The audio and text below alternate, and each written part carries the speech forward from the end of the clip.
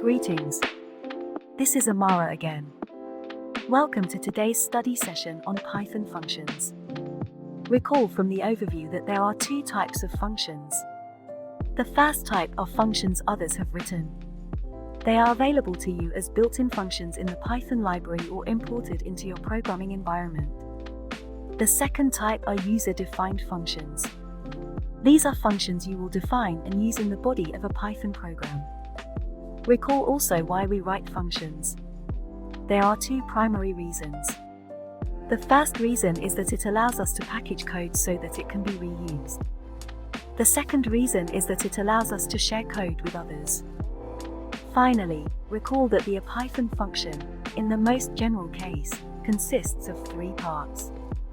One or more inputs to the function, a computation that takes place inside the function, and an output which is returned by the function.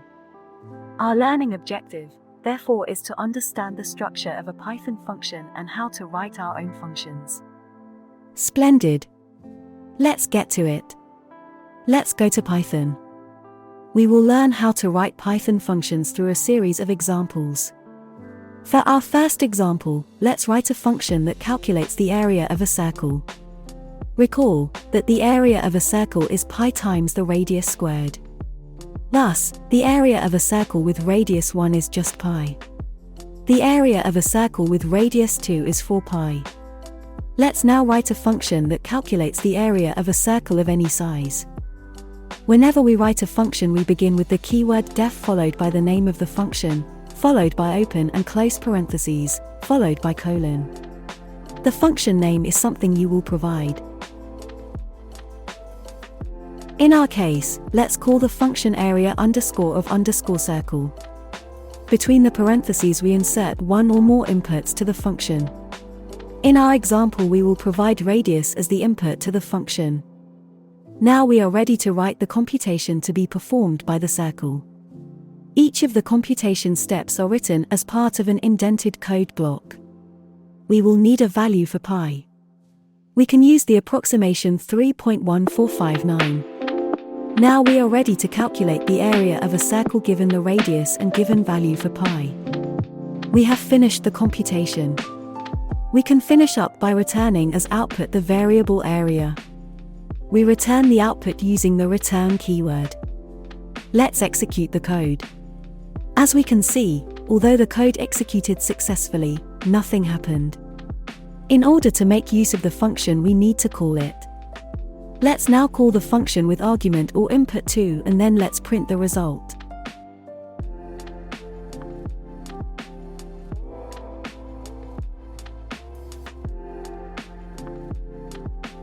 The result is 12.566, and so on.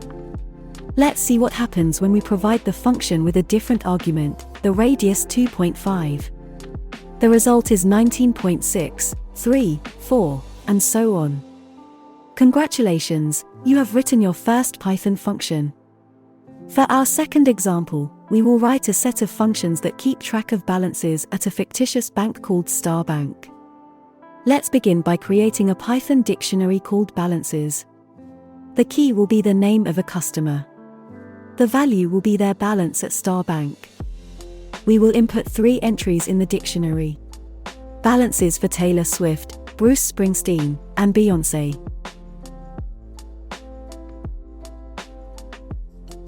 Splendid! Now, let's define a function called deposit.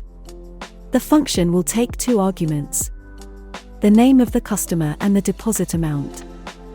We are now ready to define the computation in the body of the function. The single line takes the balance corresponding to the name, provided as the first input, and increases it by amount, which is the second input. Notice that we are using the += operator, which is shorthand for adding to an existing variable. We are finished writing the deposit function. We will not return a value, but remain satisfied by merely updating the balance for the customer. Next, let's write a withdraw function. The withdraw function will take the same arguments as the deposit function, but we will decrement the balance by the amount provided as input. Wonderful! We are now ready to test the code. Let's first print out the current balances. Let's suppose that after her successful tour, Taylor Swift walks into Star Bank to make a deposit.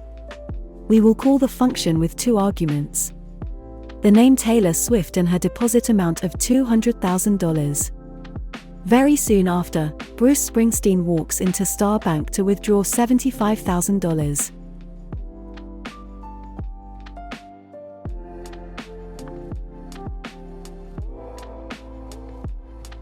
At the close of business day, let's print the new balances for the bank. As we can see, balances for Taylor Swift and Bruce Springsteen have been correctly updated. Beyoncé's balance at Star Bank remains the same. That concludes our study session on Python functions. I am so pleased you joined us. Once again, this is your host Amara. And I hope to see you again soon for another study session on Python.